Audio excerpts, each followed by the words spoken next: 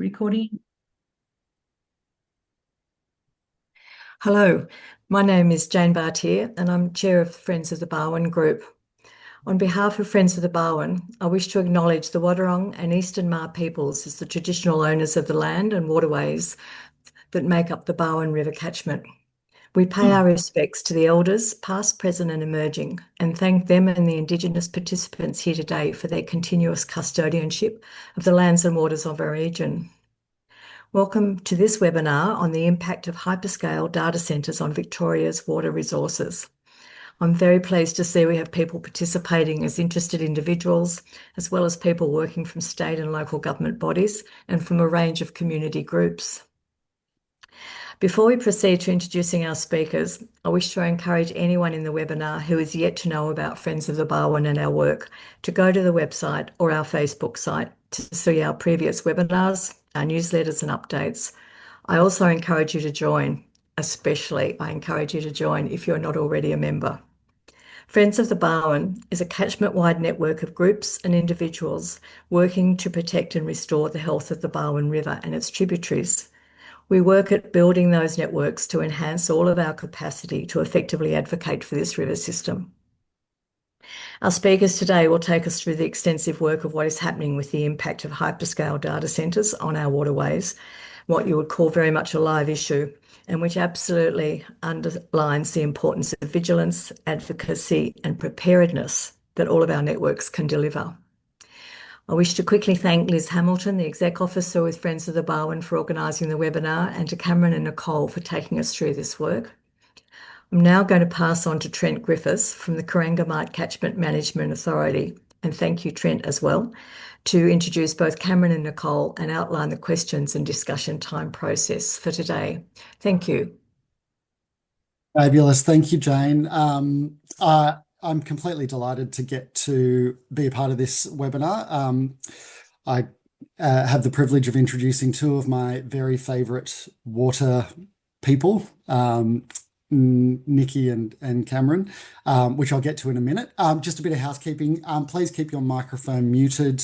Turn your cameras off if you prefer that. I'm quite happy to see your faces, but please use the chat box throughout the presentations to post questions and comments. You can post anonymously if you prefer, but I will be hawking through those comments to facilitate a question and answer at the end of the two presentations that we'll have. So I'll try and consolidate questions and pull out the most burning ones to put to our two speakers at the end. So please just feed them through when they occur to you, and it'll be my job to figure out how to pose them at the end. We've recorded the event and we'll share the link soon after on the Friends of the Barwon website. There will be a very quick survey at the end of the webinar. We'd love it if you could just pick up your phone, quickly scan the QR code, and it just helps us to shape future sessions like this. And if you're experiencing any technical issues at all, Liz's contact details are on the screen there.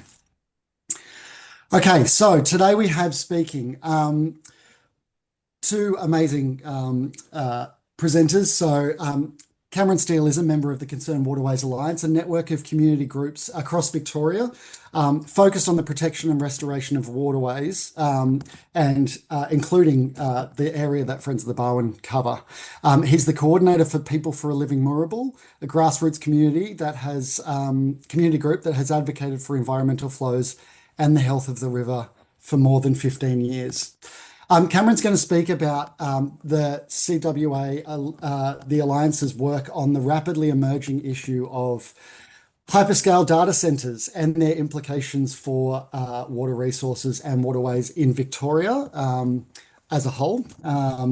So his presentation will outline how the issue had emerged on the agenda of the Concerned Waterways Alliance, the potential impacts on waterways and drinking water systems, and the broader challenges that data centre growth poses for water planning, pricing, and overall environmental sustainability into the future. We are incredibly lucky to have Cameron as an advocate for our waterways, and we're incredibly lucky to have him here today. So over to you, Cameron.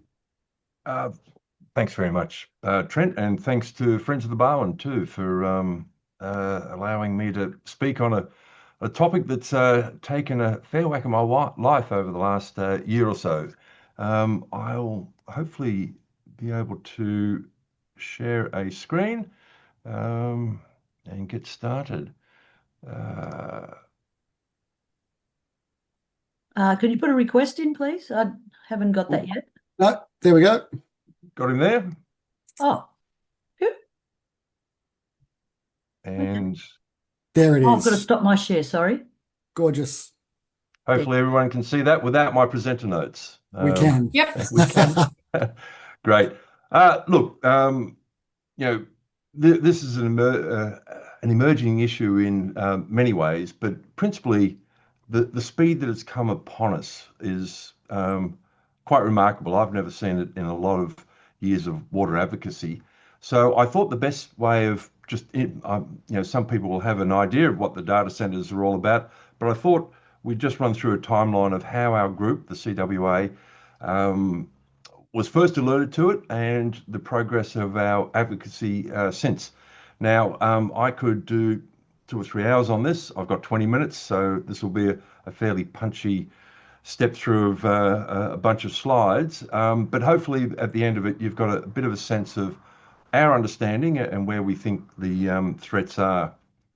I did have a look back through the CWA emails to see when we first was first floated, the issue of data centers. And this is a couple of years ago, and this was a website that got sent around.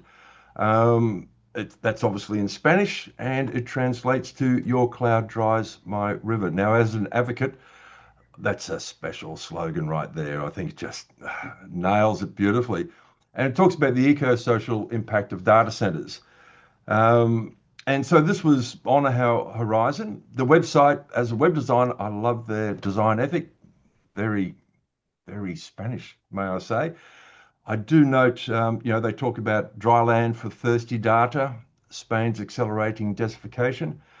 One thing we don't have to deal with, if you look down the bottom left, is far-right paramilitary groups threaten water activists. Thankfully, that's not something we have to deal with, well, at least at this moment in Australia. One of the pictures on that website I thought was a pretty good illustration of just how much heat data centers give off and the cooling involved. And these are all obviously cooling towers. The data center is over here. So it's a massive amount of cooling required. Now, this particular center is a Microsoft center in Wisconsin. It says it's using closed loop for 90% of the year. I actually went to their website, and if we look at this other angle, you can see a whole bunch of other cooling towers on the other side of the data center complex. So that gives you an idea of how much heat these things are generating. And part of that is the density of the servers they stack into these things, which is increasing each year as the technology improves in that respect. Where it hit here was first just under a year ago, 15th of July, a ABC report calling for guidelines for Greater Western Water. Documents reveal potential data center water use. Now, this was only done through freedom of information, which I think Nikki will talk about a little bit about, the need for transparency. But this was an example, it took the ABC quite a while to get the data together to put this report in place. And if you look down the bottom, it mentions a figure of 20 gigalitres. So how much is 20 gigalitres? Well, for a local perspective, most of you will probably know of this reservoir. It's the West Barwon. It goes deep into the Otway Ranges. Its volume is 20 gigalitres. So exactly the same of these intended data centres just in this one catchment in Melbourne. So it will effectively drain a reservoir of this size each year for water for these data centres. I'll take you to another part of the article, which I think really encapsulates the trajectory that these data centers are on. So they talk about the 5 data centers, which were going to be 20 gigalitres. There was one that was recently granted permission to consume 734 megalitres a year. In comparison, the collective water consumption of 13 of 15 existing data centres within Greater Western Water Service Area is just 33 megalitres. So one data centre, one of these new data centres, has gone to 734, vastly eclipsing the 13 existing data centres, which were just using 33 megalitres. And as they say, it's an increase of 600 times that amount. So what's happening with data centres? Well, there's a number of different types, but I'll just focus on these three. The enterprise ones are generally if an agency or Telstra has a site, they would have their own data centres, and the water use efficiency, which I'll address in a little bit, they're talking about 3.5 litres per kilowatt hour. So reasonably thirsty. The co-location data centres are data centres where you have a number of agencies or organisations will go into the one space. They're dropping down to 1 to 2 litres per kilowatt hour. But these hyperscale data centres, although they've got quite a low litres per kilowatt hour, just the sheer size of them consumes millions of litres of water per day. So we had a strategy meeting, and one of the focuses we decided to put this year was to actually look at targeting big users, particularly data centres. And we decided we really need to make sure these were accessing treated recycled water rather than our drinking water supplies. We put out a post on our website. It's an issue post. This has been by far the page on our website that's received the most hits. It's, I think, up about 4,000 hits now. I think we come, if you look at water and data centres in Victoria, we're second on the Google rankings. In that article, we said this is a trade-off between energy use and water use. So if you use dry cooling, you're going to be using a lot more energy. If you use evaporative cooling, that energy proportion can be reduced, but you gobble up a hell of a lot more water. I mean, water is a very efficient way of dispensing heat out of data centres. So the cooling choice for data centre operators, if they come into a state and the electricity prices are up there, is to then look at what does the water cost them. So the cooling choice, if for low water, will be evaporative water. And their site preference will be in growth corridors. And we're seeing, Nikki will talk to that a little bit in her presentation. So you bung them in corridors which have high residential growth because you've got good water assets there that they can tap into. The high water costs, if you lift the cost of water, you start seeing dry or hybrid rollouts within these data centres. And they tend to go to industrial zones with recycled supply. And it might be the Western Treatment area here, which is putting a lot of treated water into the bay that could be used. We also raised the level of water justice, and we noted in the Greater Western Waters catchment area, some of these data centres, where some of the data centres proposed, households actually pay more than the industry charge. So we've got multinational data centres coming into literally our suburbs and receiving water at a cheaper price than households. And we say, look, that certainly doesn't meet the pub test at all. And so we really feel if, in the past we've had industry at cheaper prices, why can't they pay a greater tariff? The Guardian contacted us and ran a great story talking about thirsty work and how the rise of massive data centres strains Australia's drinking water supply. And they included our message about us strongly advocating for the use of recycled water for data centres rather than potable drinking water. We also we got in contact with Neighbours. Now, Neighbours is it's a federal agency, but they put water efficiency standard ratings on, energy efficient standard ratings on buildings and to some extent water. And we were exploring whether that reputational risk to data centres might be a lever to get them to step into the water efficiency space. I just learned that they've received some funding from the federal government to really have a data centre focus, which is great. But we feel this is further down the road and that action is needed more from government now. The Water Services Australia Association of Australia, which includes Barwon Water and other water authorities, put out a great paper just recently, and it was titled Data Centre and Water in Australia, that came out in December 25. It set out 5 key policy principles, which I'll step through, but just some of the findings. And they didn't have figures for Melbourne, but they went to Sydney. Now, Sydney's water estimate that the average water demand for Sydney data centre fleet of around about 90 gigalitres a year by 2035. So what's that, 4.5 West Barwon reservoirs? And that represented between 50 and 20% of additional demand on the water supplies in that city. That's within 10 years. This is really telling. They are receiving applications and inquiries for single data centres for up to 40 million litres per day, 14 billion gigalitres per year. So a single data centre could drain the West Barwon Reservoir, or 3/4 of the West Barwon Reservoir every year.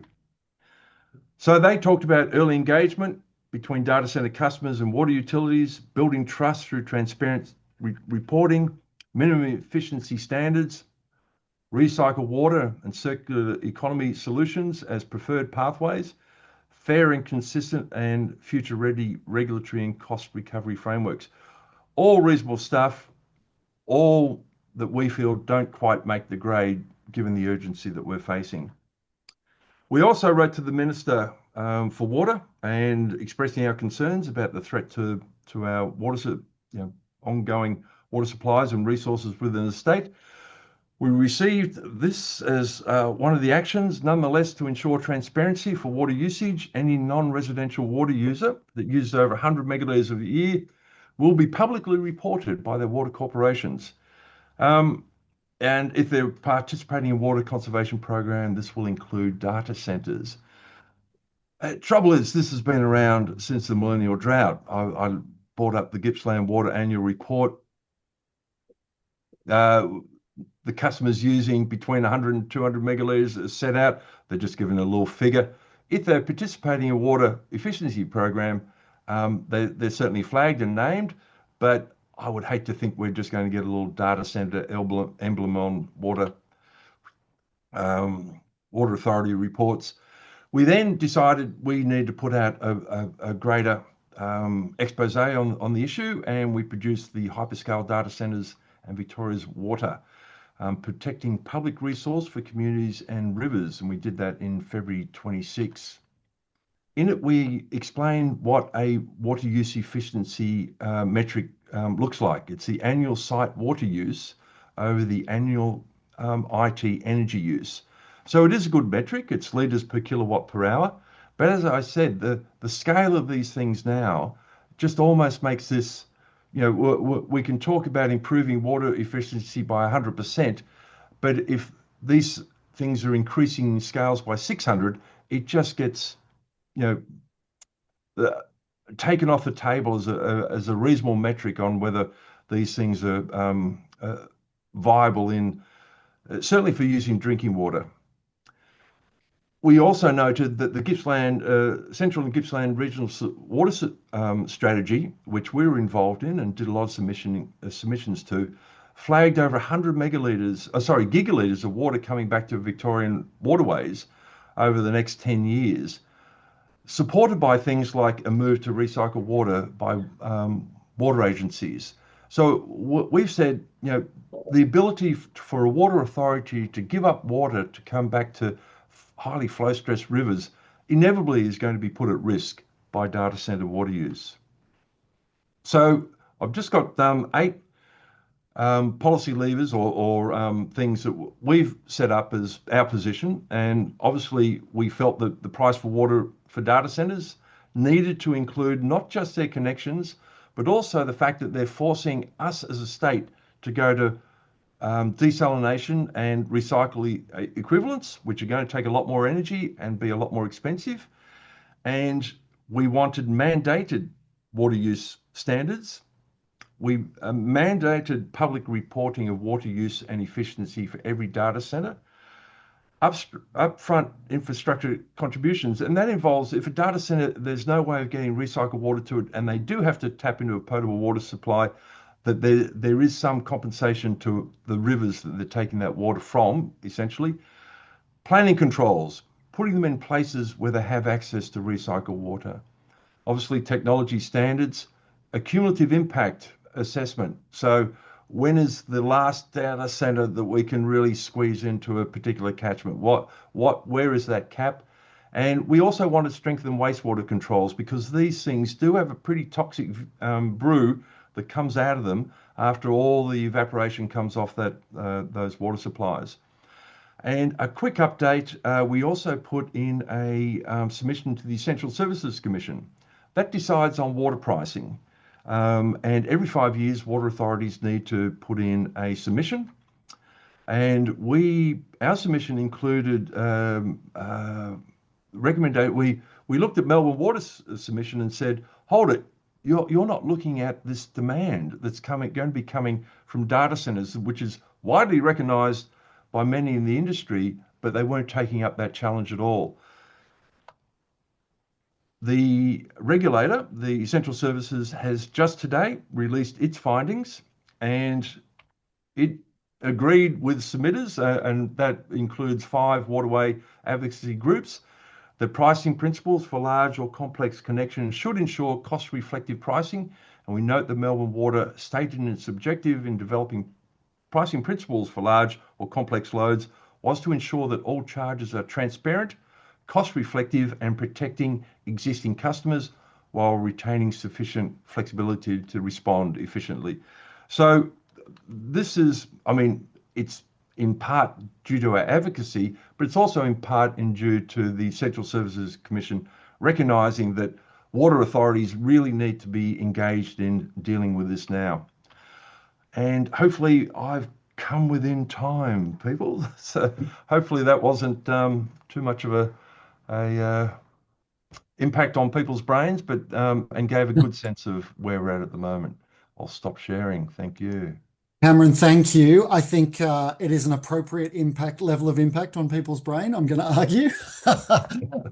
I also have no doubt that there are many, many questions from the floor, which I'm going to hold. But yeah, as they're brewing, everyone, please don't forget to pop in questions into the chat. I am now going to move to our second presentation and make sure that we've got enough time for some of those questions at the end. Our second presentation is from Dr. Nicole Kowalczyk and Nikki. Nikki is the... Feel free to call me Nikki. Thank you. Yeah, absolutely, Trent.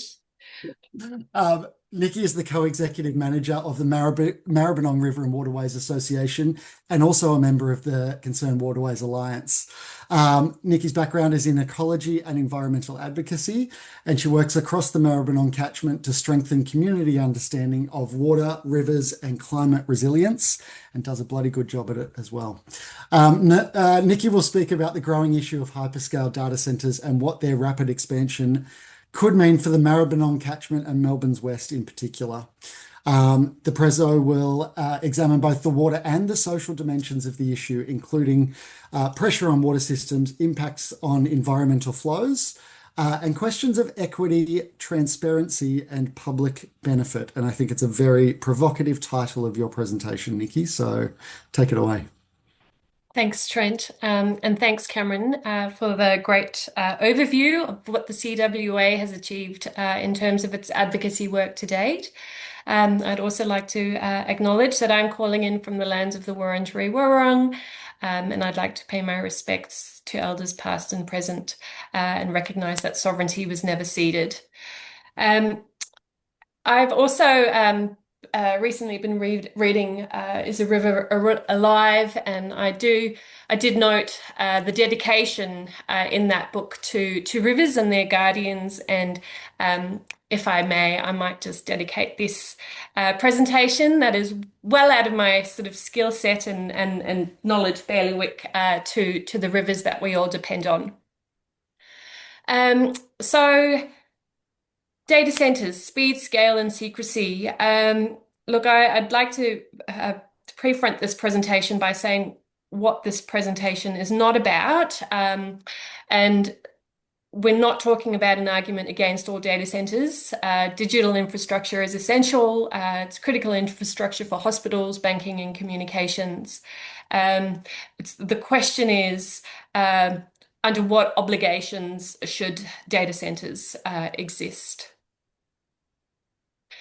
So I think we're all well aware that both Australia as a whole and Victoria as a state are business ready.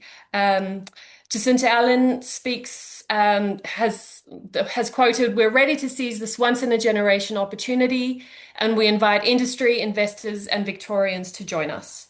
A Sustainable Data Centre Action Plan was also recently developed, and the action plan is there to strengthen Victoria's position as a global investment destination for data centres. And this has the potential to deliver a pipeline of projects with more than $25 billion. And outside of the US, Australia is the next investment destination for data centres. So we're already in that boom. It was great to see the federal government released expectations of data centres and AI infrastructure developers earlier this year. And you can see that at dot point 3, there is an expectation to use water sustainably and responsibly. And if we just expand on that, and I'll give you a second to read through what that expectation states. There really are good intentions there, but as Cam mentioned before, there's a lot of talk about should and very little talk about must, and I will cover that in greater detail a little bit later. In terms of the signal we're sending more broadly, this APAC regulatory guide talks about Australia as an investment destination compared to other regions. And you can see, apologies for the small text, but the yellow really talks about standard regulation. The green talks about little to no regulation. Orange signals some hurdles, and the red signals significant restrictions. And you can see Australia in that first column over there really talks about standard regulation across markets for power access, water access, land, and the ease of acquiring. So really, Australia does appear to be, from a global perspective, a really solid destination for setting up data center shop. And if you compare that to some other regions, for example, China, there are more significant restrictions in some other areas. And you can also see that we don't have a lot of green. So it's great to see that we have those standards in place. And going back to your presentation, Cam, the Essential Services Commission and the pricing review, I think that's a really solid framework and a really solid regulation in place that keeps our prices in check and transparency in check.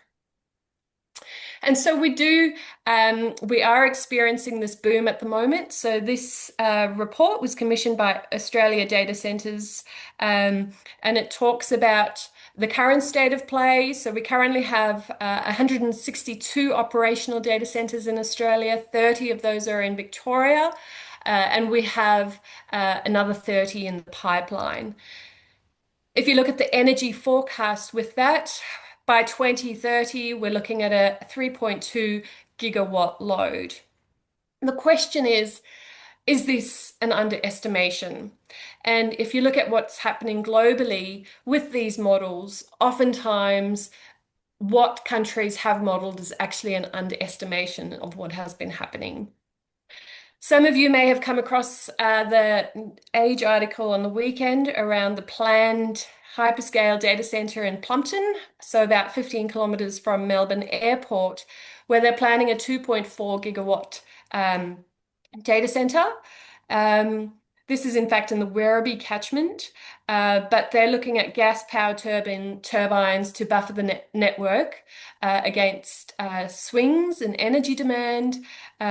This is a generative AI data center, and it's planned to come online in 2030. And if we just look at that 3.2 forecast in 2030 compared to 2.4, you can see that this data center alone has already on the trajectory to blow that estimation out of the park.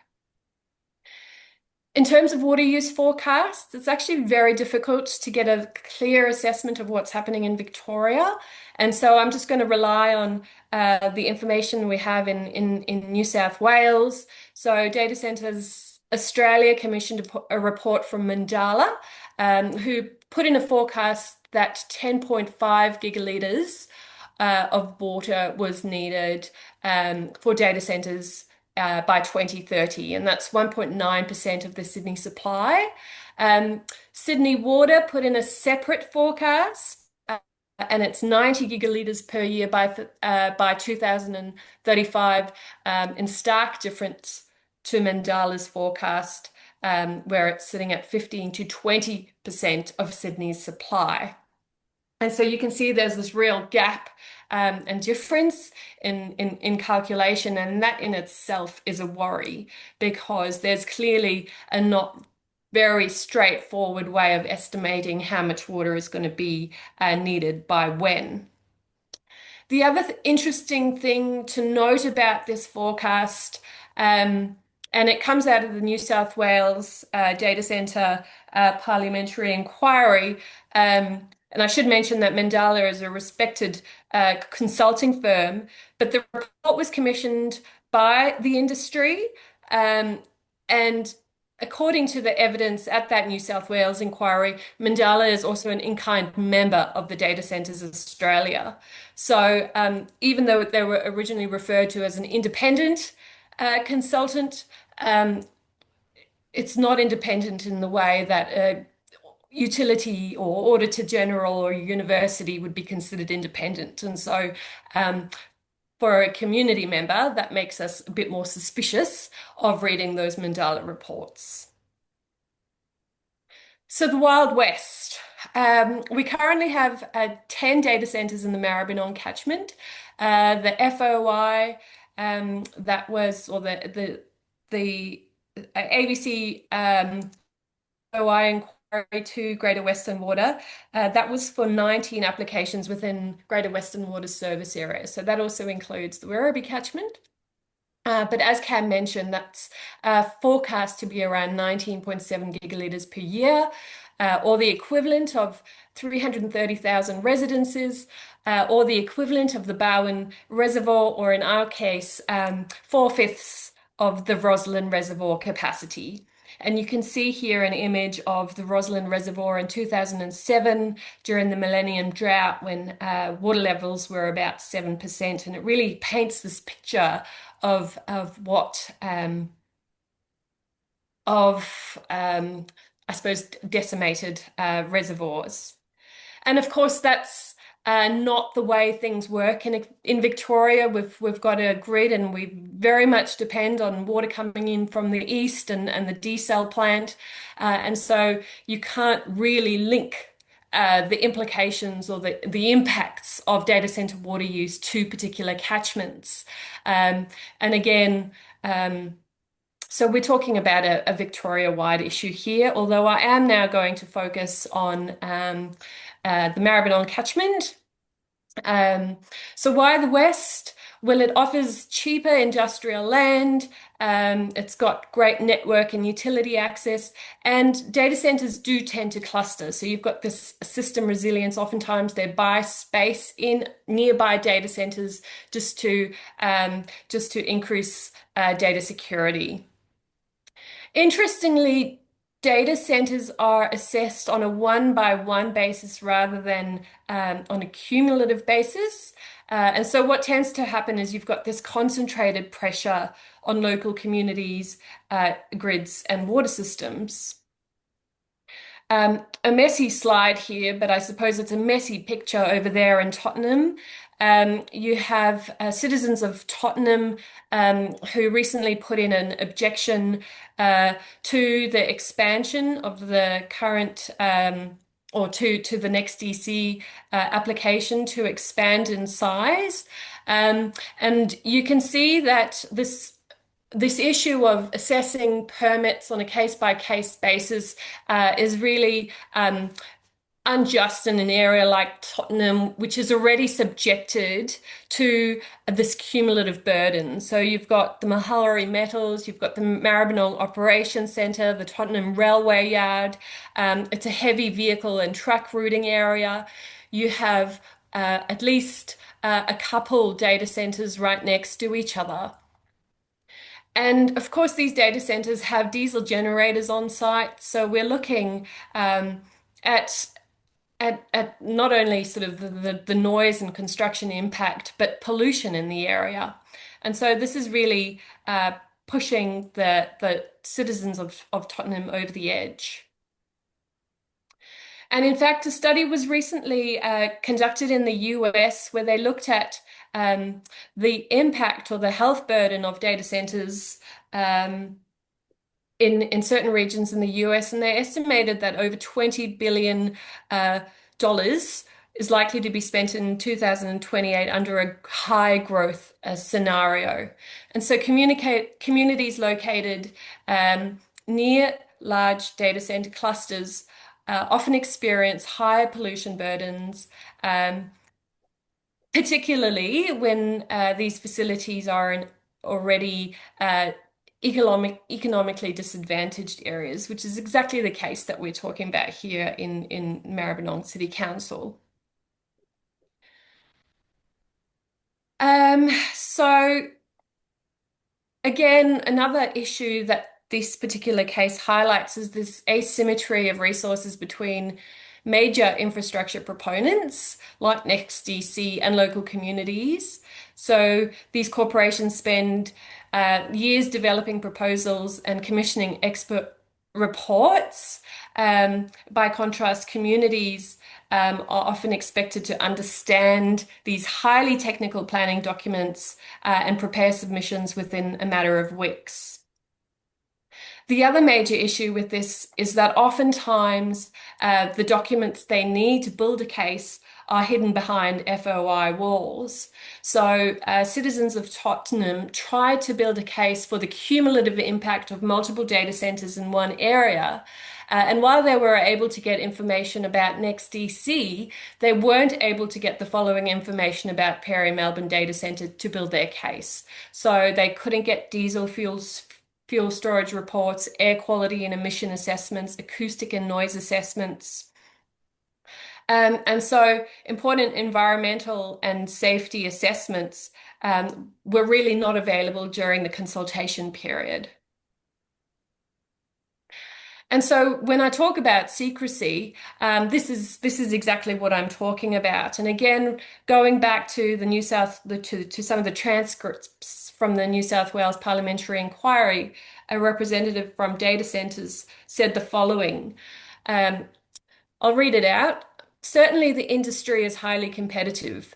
When you think about data centres competing for customers, for land, for energy, for water connections, it does tend to be quite, I wouldn't use the word secretive, but certainly highly competitive. That means there's a real focus on not sharing certain information. And then from another interview at the inquiry, somebody from Water Services Association Australia says, it's also complicated because of the fact that applications and proponents, when they make applications to utilities, it's commercial in confidence. Obviously, utilities are seeing everything, but they would never and can't ever talk about what they're seeing to other proponents. So you can't try and gauge that.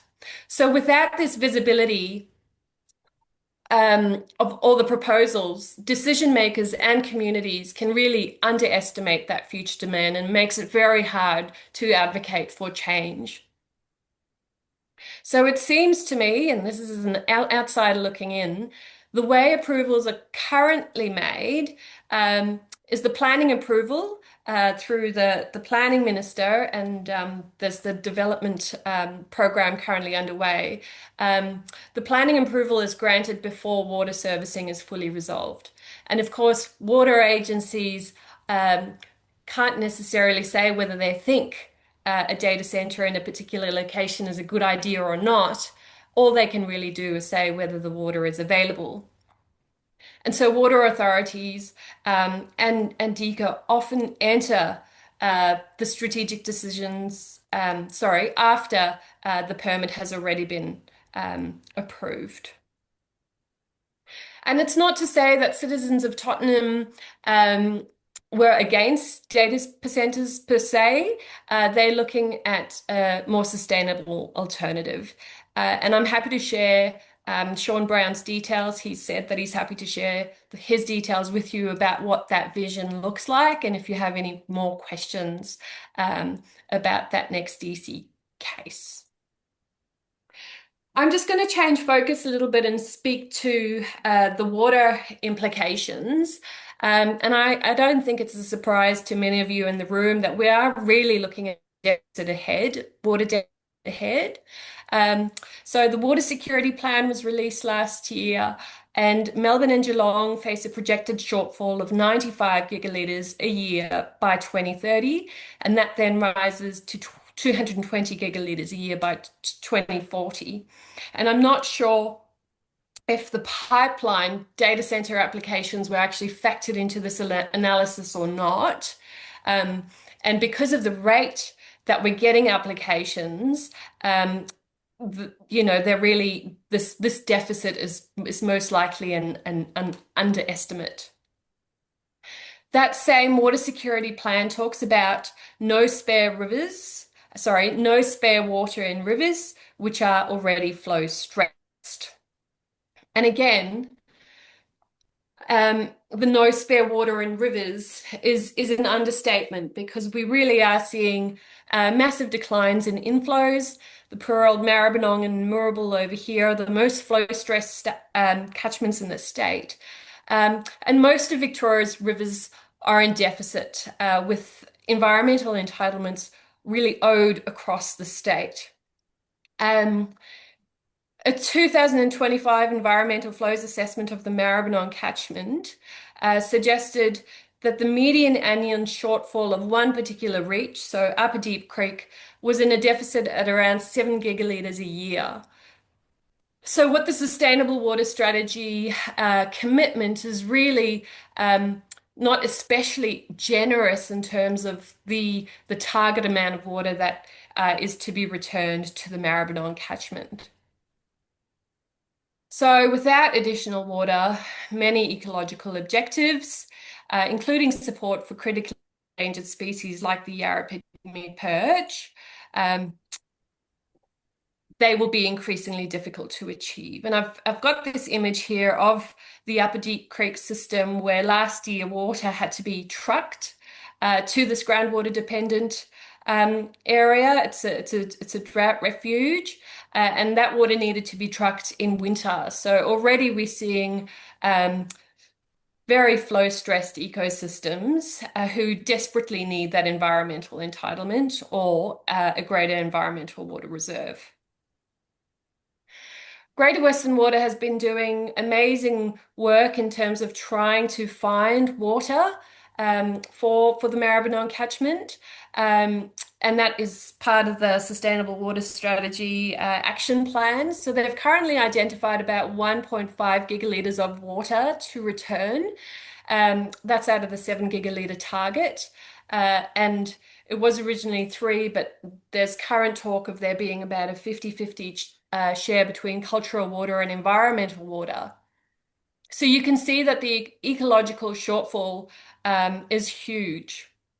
And then if you compare that to the demand of data centres in the catchment, well, you can see why the community really feels threatened by this new need, particularly since we're really sort of looking for small sums of water in the big scheme of things. Another action from the Sustainable Water Strategy is around looking to return wastewater for the environment. So this is currently being explored at Sunbury Wastewater Treatment Plant, where in the future, couple decades away from now, there's the opportunity to return up to 6.6 gigaliters per year for e-flows. And again, this is very promising, but interestingly, we are now even competing for recycled water from data centers because recycled water is the third option for data centers. So just a couple of weeks ago, the Industry Water Connection Guide was released by DECA. One of the key statements there, water corporations will work with proponents to supply recycled water wherever feasible to reduce the reliance on potable water and enhance environmental and sustainability outcomes. So I think Victoria is starting to really sort of send that very clear message of using recycled water. Just looking at recent policy, the Urban Water Strategy Guidelines, WASA's paper, the Industry Water Connection Guide, there's a stronger signal emerging, an evolution towards using recycled water for the data center industry. But of course, none of it is mandated. And this term feasibility is thrown around a lot. And I think that means different things to different people. From a community perspective, we'd like to see the word must thrown into the mix.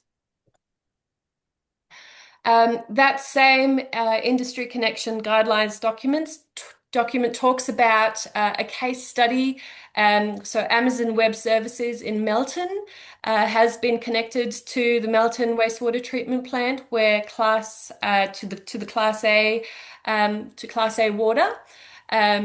Interestingly, that's the first case in Victoria where a data center is connected to recycled water. So you can see that unless it's enforced, the uptake will not be great. This is also the Amazon Web Services first connection to recycled water in Australia, according to that document. And of course, we know that not all data centers are equal. You do have very different cooling types, and you do have different efficiencies. But it's about which cooling technologies are most appropriate in the state that is already experiencing major water shortfalls and is really behind in delivering environmental water promises.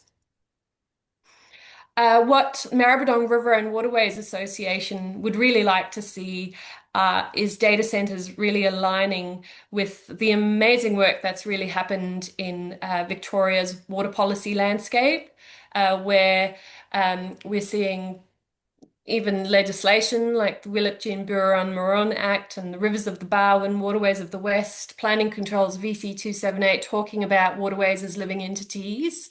And so a healthy digital economy should not come at the expense of living livers. So we really want to see how data centers can be designed and located so they can strengthen water security and support healthy rivers. And we've got the same recommendations that Cam discussed before, so I won't go through those again.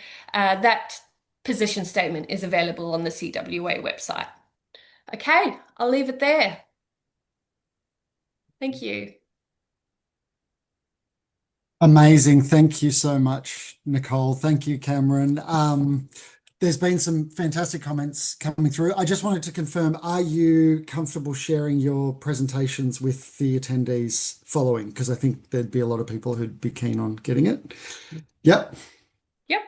Wonderful. Okay, great.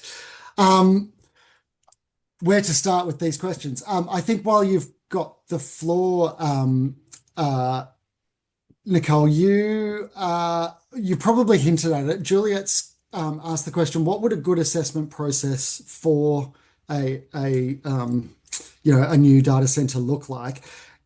you sort of sort of pointed to it when you were highlighting that often the planning approvals come before the confirmation of water availability at that kind of local level. Are there other kind of is there a different or are there other details to that process of approvals that you see might help us out of some of the perverse outcomes we might be ending up with? Yeah, absolutely. I think the Deca's connection guide at the back, it does have an appendix of what a high water use application typically looks like. They actually used a Greater Western Water example there, and I'm not sure if that's consistent across water agencies, but that does talk about key parameters like water use efficiency, but also what peak flow looks like at different times of the year during different temperatures. So I think that's a really good starting point. I think there really also needs to be some conversation with data centers around what non-firm power and water arrangements look like, because we know that they need that ongoing supply of power, they need that ongoing supply of water, and sometimes they'll need to sort of switch their operating system so that they use water at certain times of year more than they would energy to find a sort of a better peak mix. But I think that drought preparation really needs to be part of the decision guidelines for water agencies to see if there is enough water in the system. Mm. Yeah, Um, so yep. more careful modeling of that and upfront. That makes a lot of sense. Councillor Phelps, great to have you along. Great question around is it just that recycled water is cheaper than potable, or it reflects just the kind of thinking about that as a resource and it's just not being prioritized? Is it, and I guess I'll extend that question further to say, yeah, do we have a problem with the cost of water in that it's too cheap? And there might be circumstances in which that needs to be kind of rethought for particular applications. And I'm gonna bring Cameron into that question as well, if that's all right. My Yeah, thanks. internet connection's a bit unstable. Oh, while she sorts out, thanks, Councillor, and thanks, Trent. There are a few things considered with recycled water. If it's treated to a certain standard, then it's not cheaper than potable water. We've been really fortunate in Victoria. We've got these great gravity-fed systems that have allowed us to have cheap water in our households. Our argument is that, in a way, the data centers are taking advantage of that, and the fact that that water is cheap. I'm not sure the answer is to raise the price of water across the board, but that certainly lies into our argument around a specific data center tariff. It's worth keeping in mind that data centers do, if they accept recycled water, apparently they're looking at 2 to 3 passes of that water through the system before they have to do a blowdown and expunge the system. And it also, compared to potable water or drinking water, which they can get 8 or 9 passes out of. So that water becomes expensive from that degree as well. You're needing to use more of it. But also the concentrates out of the recycled water are more toxic than, if they're not treated to a high standard. If it's just something that's coming straight out of a treatment plant, then the resultant chemicals that then go into waterways become a lot more of a toxic issue. And we use the example of Goulburn Water. They recently won a VCAT case for the treatment plant up there, which the EPA standard used to be 1 part treated water to 3 parts river water. And so, you didn't have that treated water being such a burden on the river. The recent VCAT decision allowed Goulburn Water to put 2 parts treated water to just 1 part river water. So for a good portion of the year. So we're finding those pressures of that treated water on our waterway systems, and we're looking at places where if a data center is going to use a heap of treated water and concentrate it, then we need to ask the question, what impact will that have on waterways, especially those that are really suffering lower inflows? So as you know, the changing climate bites, as Nikki's graphic showed, these rivers are no longer able to accept that load of treated water that they once were able to. And if you're then lifting that proportion dramatically, that's a real impact. Yeah, that's very well said. And hopefully, Judith, that goes some way to answering your question of where does the water go after it goes through the cooling system and how does it get polluted? Because I also must admit that I'm a little opaque on that one. I think Kobe made a fantastic comment in here, which is around he has experience in managing some cloud capacity for banks and telcos, and notes that it really wasn't sort of considered. The amount of water being used wasn't considered, and the attitude was possibly one of delivering a priority service, so therefore an entitlement to that water. Is that leads me to the question of, is there an engagement piece and an attitude sort of change with the proponents of these centres at an early stage? Is it that there is kind of a misunderstanding? You know, I'm assuming many of these are multinational companies and potentially they don't understand the local context. Not saying that that's necessarily going to solve it, but is there a missing piece there as well around the literacy, I guess, with these businesses that are coming in, or is that, you know, barking up the wrong tree? It's probably barking up the wrong tree, but worth asking the question. I'll grab that one if I can. If you know, I'm not sure when Kobe was last in data centers, but if you look at the prospectus across Melbourne of the data centers that were going in even 6 or 7 years ago, they were touting the fact that they were zero water use. So, you know, they were mindful of water. The new generation are so massively more have such high server densities now that the water doesn't get discussed because they have no way of achieving that zero water. Even the ones on closed loop, which are, you know, the standard now.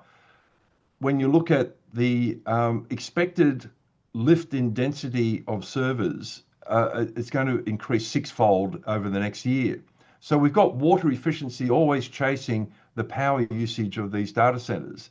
So, you know, we'll get ahead of the game, hopefully at some stage, but right now, you know, we really need to have to deal with the water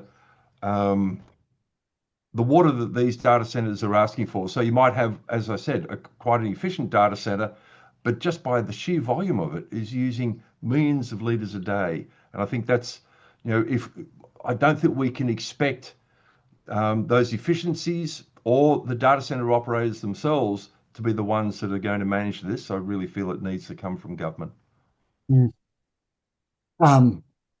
Points well made. Nikki, are you off mute? I am now. Thanks, Yeah. Trent. Did you have something to add?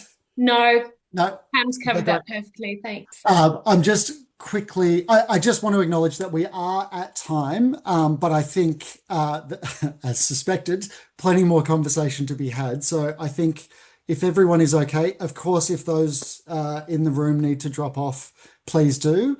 But if Nikki and Cameron, you have a little bit more time, we might go for another 5 or 10 minutes if that's okay. Excuse me, Cam. Can we just put up the last slide again too? Because if people do have to drop out, I'd like them to just do the survey link if that's all right Fabulous. before they go. I'll pop that up. Good Thanks. idea. Thanks, Liz. So sorry, I'm just catching up with this one. Christopher Burson popped in the chat that Melbourne Water and Viva already have agreements on reclaimed water, which is fantastic. But the recycled water infrastructure is very expensive, and I think the question is, are there opportunities to increase recycling water through federal funding or joint ventures with private?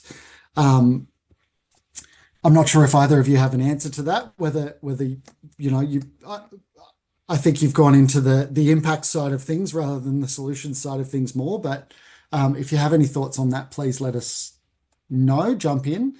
I do Um, know that just from the New South Wales inquiry, Trent, there is a private desal plant in Sydney, and certainly data centers are working with private industry to ensure that they're using alternative sources of water. So that's just one example of where and how it can be done.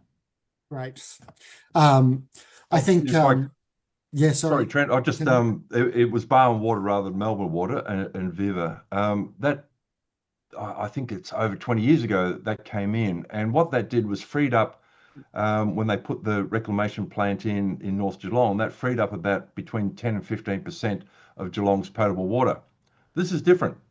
This is not an existing supply. These are future calls on our water, and it really should be up to the data center operators to be funding this. I'm just, I know we have governments who are welcoming them with open arms, but we're talking billions of dollars. I mean, that there was a small data center going up in the northwest catchment. I think it was only 3 acres in size, but when you look at the council documents, it was a $550 million data center on such a small. So there's a lot of money that's involved in this, and I'm not sure we as taxpayers or we as water consumers should be asked to take that burden.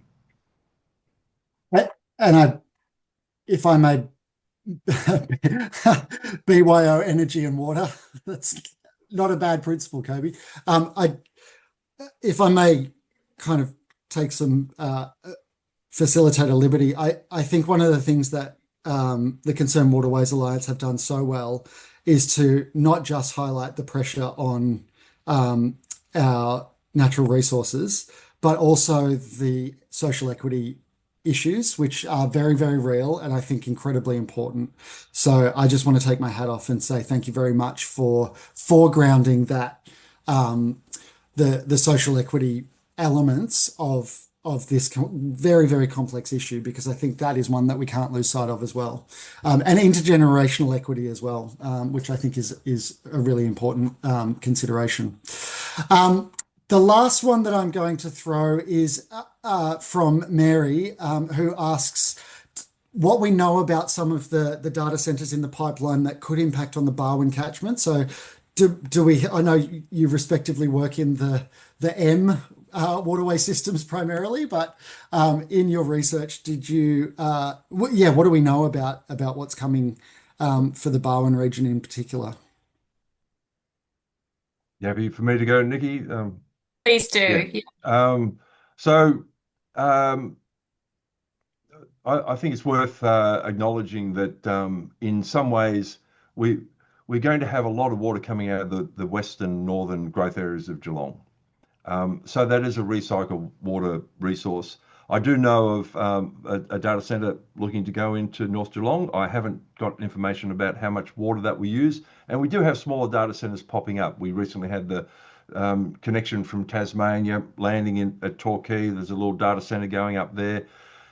It may well be that, for an organisation like Barwon Water, that they actually go and say, look, we've got a lot of recycled water coming on board. There is an opportunity for a data centre in this region to take some of that capacity rather than leaning into any of our drinking water. And, I would hope Barwon Water would just look at any application and say it's got to be recycled water. But at least getting on the front foot and saying we've got that opportunity.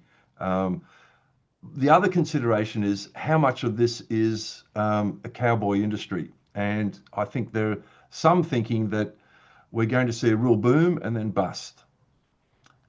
That may well be our leverage into getting recycled water well into our water system. So after data centers leave the stage, or a portion of them do, it may well be that they funded a recycled water infrastructure that we're going to all be able to use.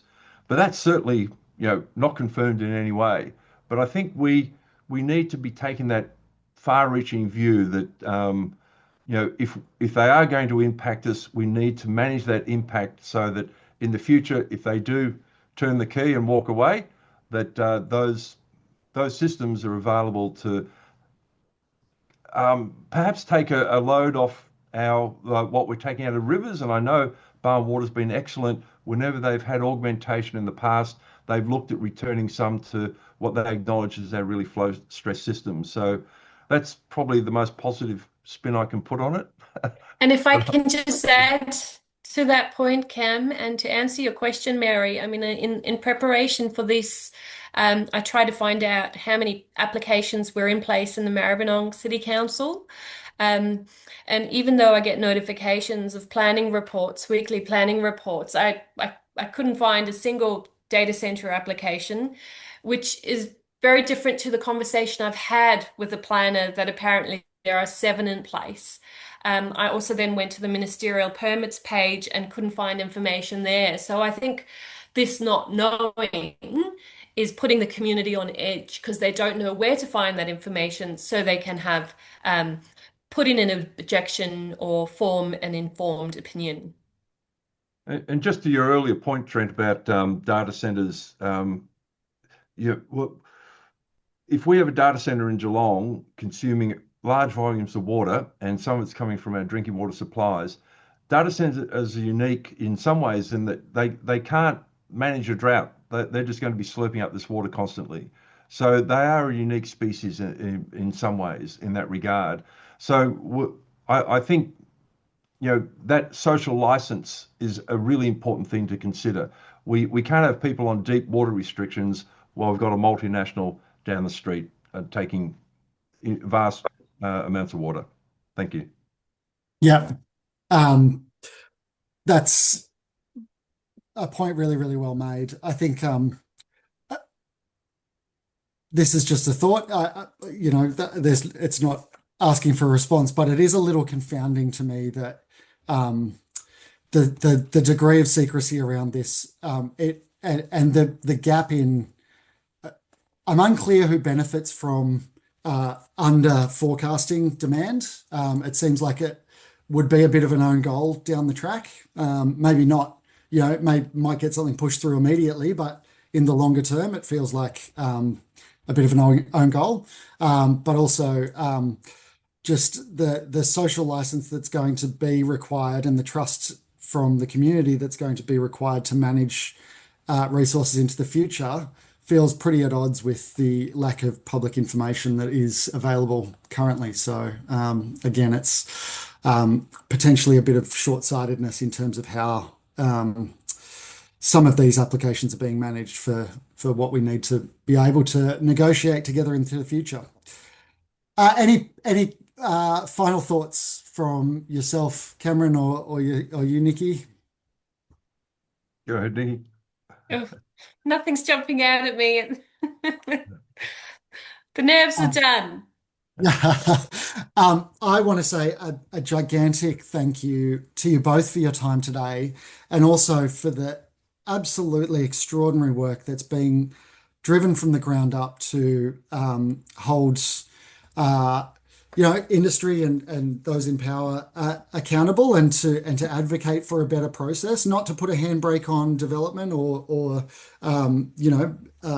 preparing us for the future, but to make sure that we're doing so in a way that is considered and balances all of the competing demands and makes sure that we have an environment to enjoy from some of the economic prosperity that might come out of these kind of initiatives.